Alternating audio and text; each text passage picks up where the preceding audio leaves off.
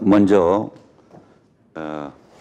12차 토론회 초청해 주신 이인영 의원님께 감사드립니다.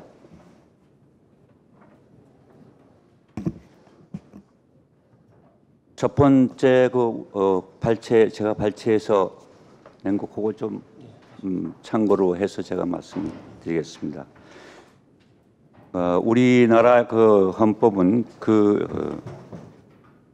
전문회를 통해서 4.19 민주 이념을 계승하고 명시하고 있습니다. 1조 1항을 보면 대한민국 민주공화국임을 천명하고 있습니다. 그러나 우리 국민은 오랜 시간 민족 제도와 절차에 의한 삶을 누리지 못하였습니다.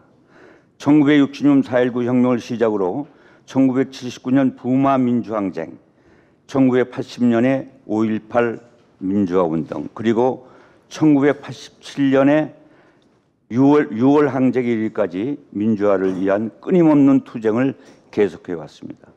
대한민국에서의 민주화운동은 매우 강력하고도 지속적인 것이었습니다. 그것은 독재와 권위주의의 제도화를 저지해온 중요한 요인이었습니다. 민주화운동은 짧은 역사에도 불구하고 한국 민주주의의 급속한 발전을 가져왔고 제3계의 여러 나라 중에서 가장 성공적인 사례에 속한다고 할 수 있습니다. 현재 대한민국이 민주주의 사회, 역동적 사회가 된 것은 수십 년에 걸친 민주화 운동과 투쟁 과정에 피를 흘린 고귀한 희생이 있었기 때문에 가능했던 것입니다. 그러나 1960년부터 지속적으로 전개되어 왔고 그 과정에서 수많은 희생을 감내해야만 했던 민주화 운동은 변화된 환경에서 새로운 도전에 직면하고 있었습니다. 이 도전을 극복하기 위해 4.19 혁명으로 시작된 한국 민주화 운동이 4.19 혁명을 지쳐 어떻게 발전되어 왔으며 앞으로 어떤 방향으로 발전되어야 할 것인가에 대해서 이야기해 보고자 합니다. 4.19 혁명의 시대적 배경과 전개 과정을 말씀드리겠습니다. 1950년대 교육 기회의 확대와 학생 수 증가가 4.19 혁명에서 선도적 역할을 할 수 있었던 객관적 조건을 형성하였다고 볼 수 있습니다. 1945년 해방 후 한국 사회는 교육을 통한 인적 자본 형성을 위해 정부 지출에 의한 교육 시설이 크게 확대되었고 교육의 기회도 확대되었습니다. 교육은 새로운 신분 상승의 기회로 여겨졌고 교육 기회의 교육열의 결합으로 상대적으로 짧은 기간 동안 전 국민의 교육 수준이 급격히 상승하였습니다. 여기에 자유민주주의 정신과 이상을 중심으로 한 교육 정책은 자연 속으로 민주의 가치를 확산시키기에 이르렀습니다. 교육의 확대와 더불어 국민들의 민주적 가치 지향에 영향을 미친 다른 요소는 도시화였습니다. 한국 전쟁 후 월난민이나 피난민이 그대로 도시에 정착했고 피폐해진 농어촌의 실업군이 대거 이촌하여 도시는 급성장하게 되었습니다. 도시 지역은 교육받은 인구의 수는 계속적으로 증가하였지만 일자리는 그만큼 늘어나지 않았습니다.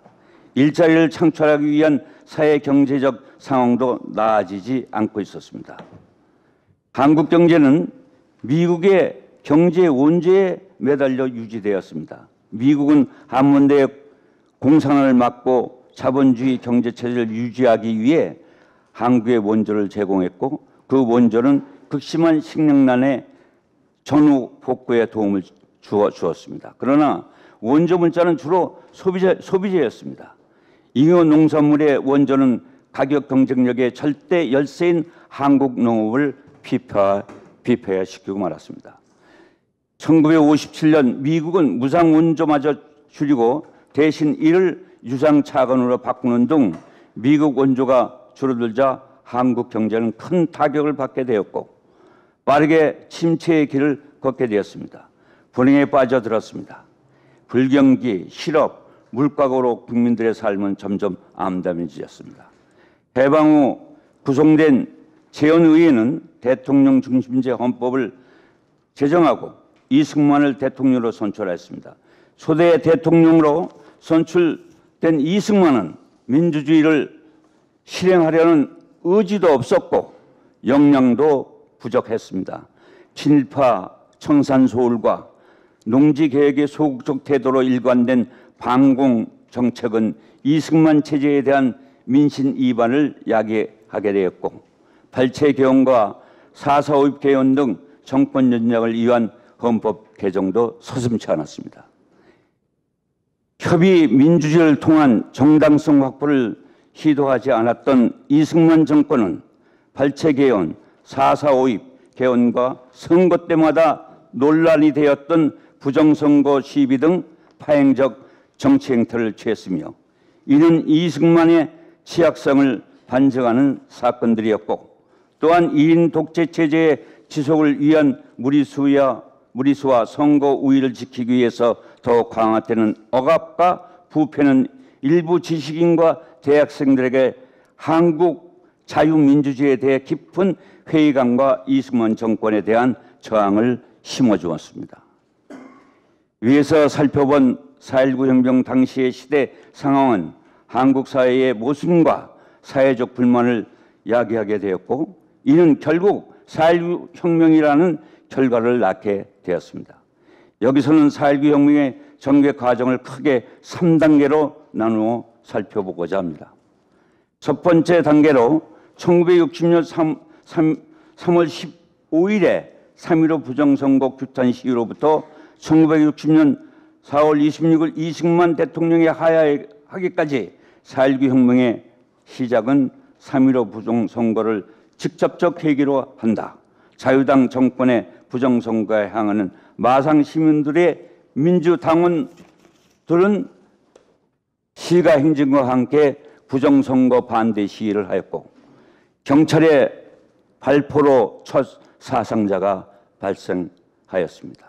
그러나 마산에서의 부정선거 규탄 시위에 대해 정부는 빨갱이의 사주에 의한 폭도들의 난동으로 규정하고 이를 공식 발표하였습니다.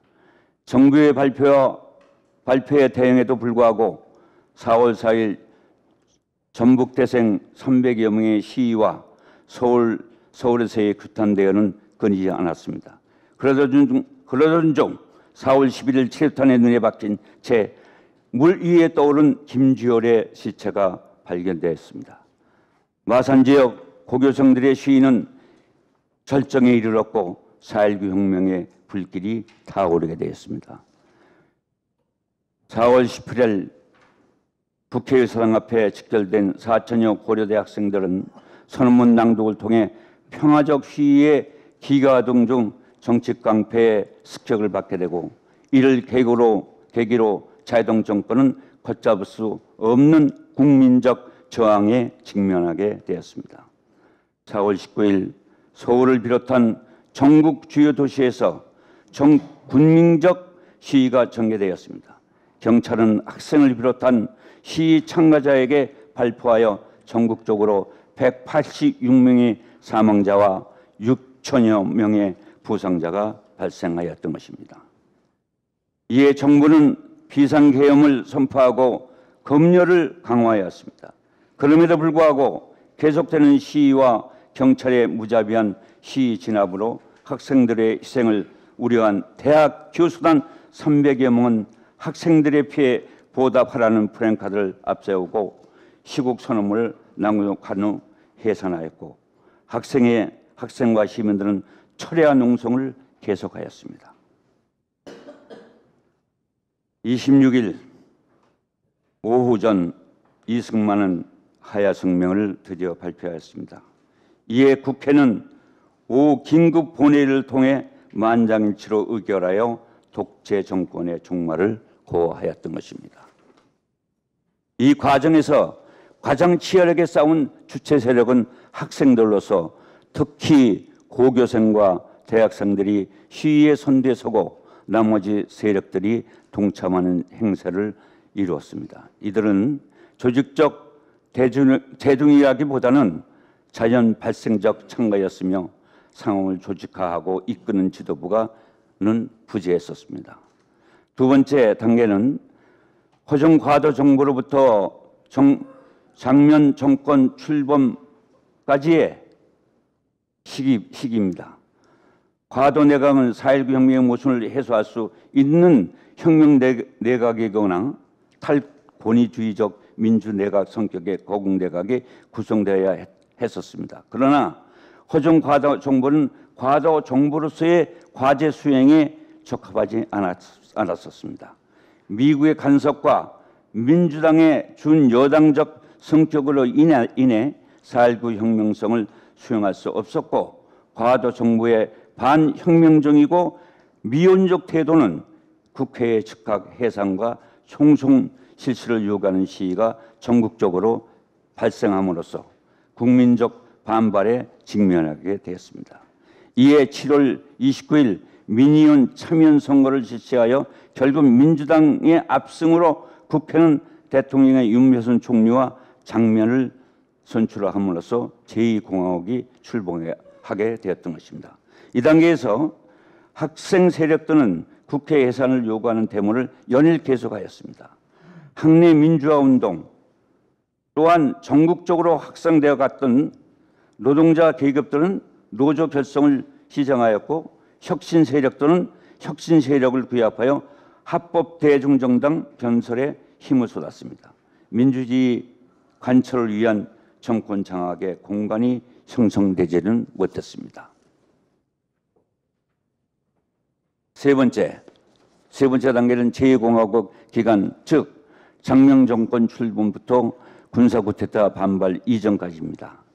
장명 정권의 출범은 단독 정부 수립 이후 이승만에게 배제당하여 야당으로 밀려났던 한국 민주당 계보의 정치 세력이 4.19 혁명을 계기로 새로이 정치 권력의 장악에 성격하였음을 의미합니다. 그러나 이는 혁신 세력의 제도 정치권에 진출 실패라는 한 측면도 간과해서는 안 됩니다.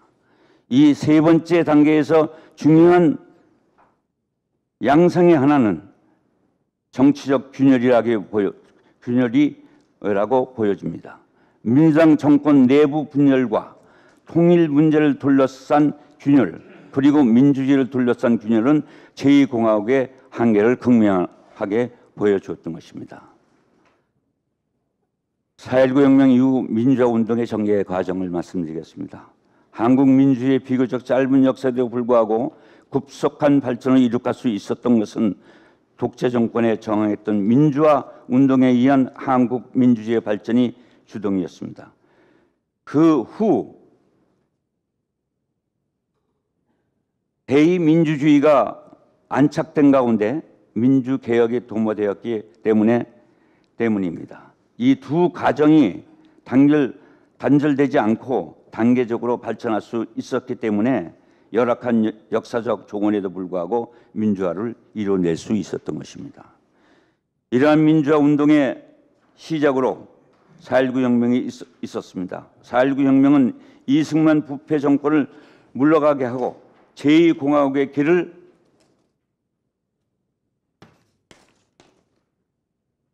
열었으나 뒤이은 군사 정권에 의해 무참하게 짓밟힌 성공하였으나 실패한 역사였습니다.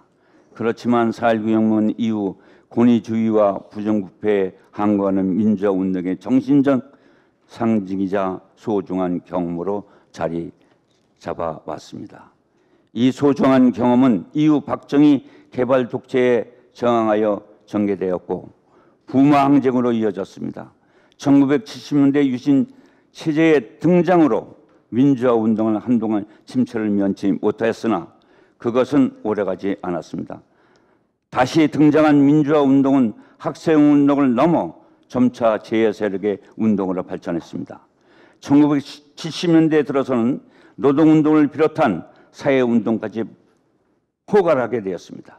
부마 항쟁은 유신 체제를 내부로부터 붕괴하게 만들었으나 민주화 세력이 그 자체의 역량으로 붕괴시켰던 것은 아니었습니다. 그 결과 신군부 세력에 의해 유신체제가 재편되기에 이르렀습니다. 이에 반독재 민주화 투쟁은 5.18 민주화 운동으로 다시 불타올랐습니다.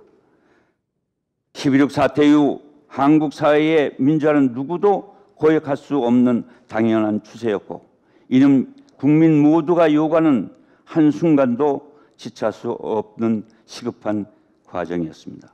하지만 신군부의 군사 쿠데타 발생에 시민들은 강력하게 저항하였고, 쿠데타에 저항했던 광주 시민들에 대한 신군부 세력의 과잉 진압은 이에 한가는 광주 시민들의 민중항쟁으로 이어졌던 것입니다. 그러나 5.18 민주화운동은 신군부의 집권을 막지는 못했습니다. 5.18 민주항쟁에 대한 신군부 세력의 유혈적인 진압에 의해 새로이 출발하지 않을 수 없었던 1980년대 민주화운동은 전두환 동체 정권의 강력한 탄압 속에서 전개되었습니다. 따라서 그 과정에서 많은 피해와 희생을 감수해야 했던 것입니다. 그럼에도 급속한 성장을 이루며 강력하게 전개되었습니다.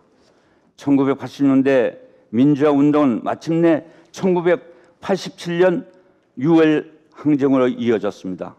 6월 항쟁으로 6.29 선언을 통한 대통령 직선제 개헌을 얻어내었고, 마침내 권위주의 체계의 민주화 이행을 가능하게 만들었던 것입니다.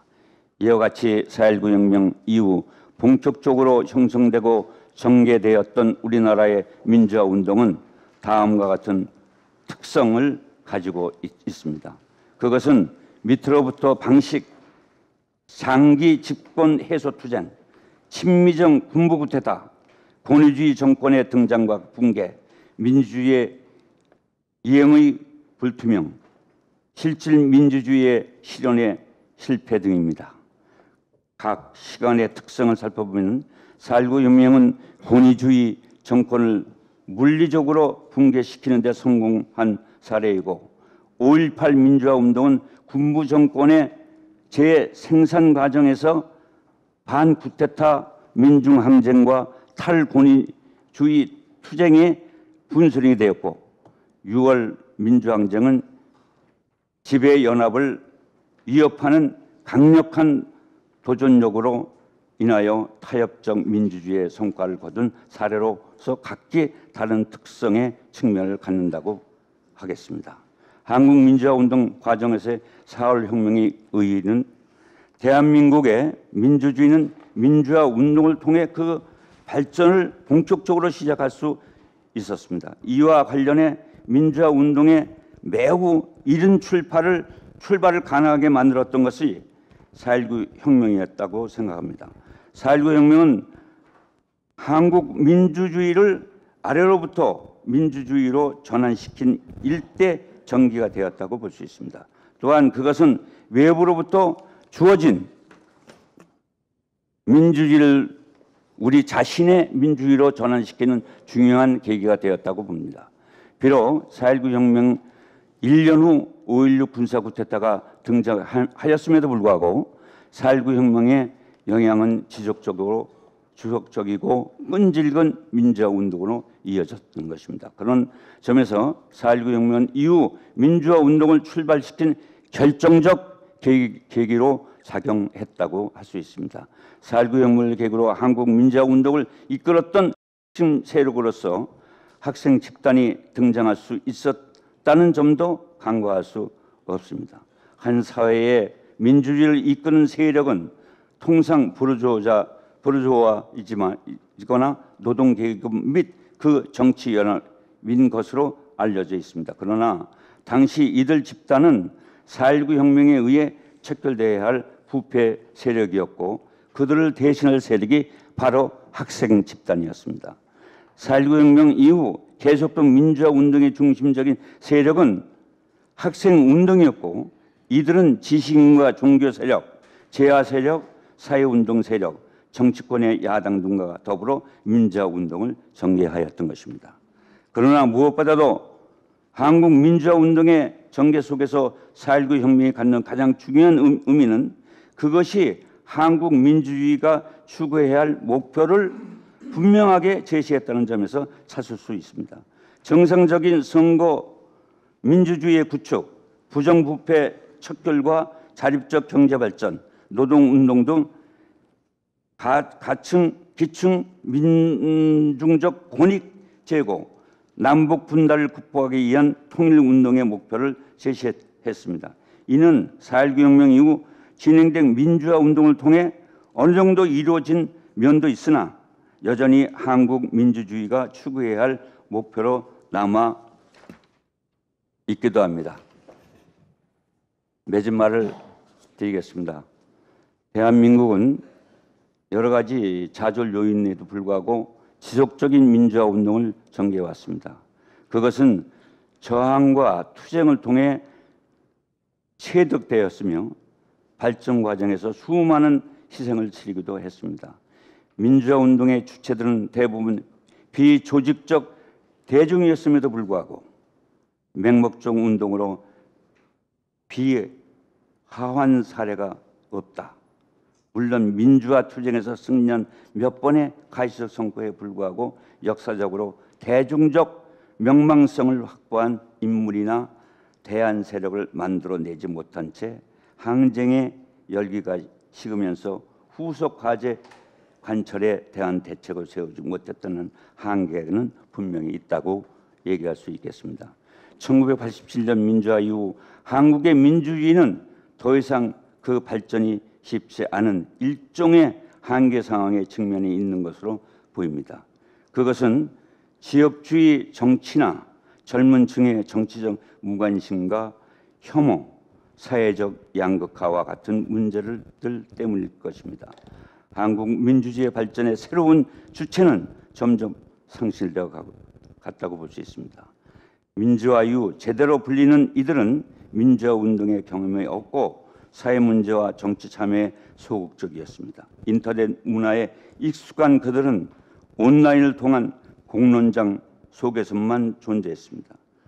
그러나 2016년 광장으로 나온 지역과 세대를 초월하고 사회적 위치를 초월한 깨어난 시민들의 촛불 시위를 통해 그 한계를 극복하고 다시 대한민국 민주화 운동의 새로운 동력이 되었다고 하겠습니다. 4.19 혁명으로 시작된 대한민국의 민주화 운동은 부마 민주항쟁과 5.18 민주화 운동, 6월 항쟁을 거쳐 2016년 촛불 시위까지 이어져 왔습니다.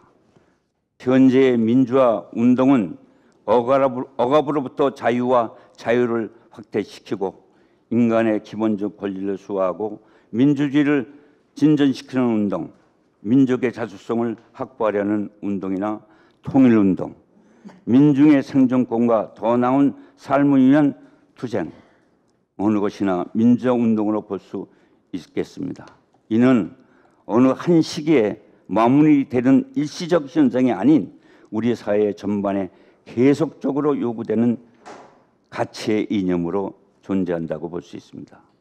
이것은 비단 제도에 국한된 것이 아니라 다양한 분야로 영역을 넓히고 있으며 끊임없이 현대사회의 질문을 던지고 해답을 요구하고 있습니다.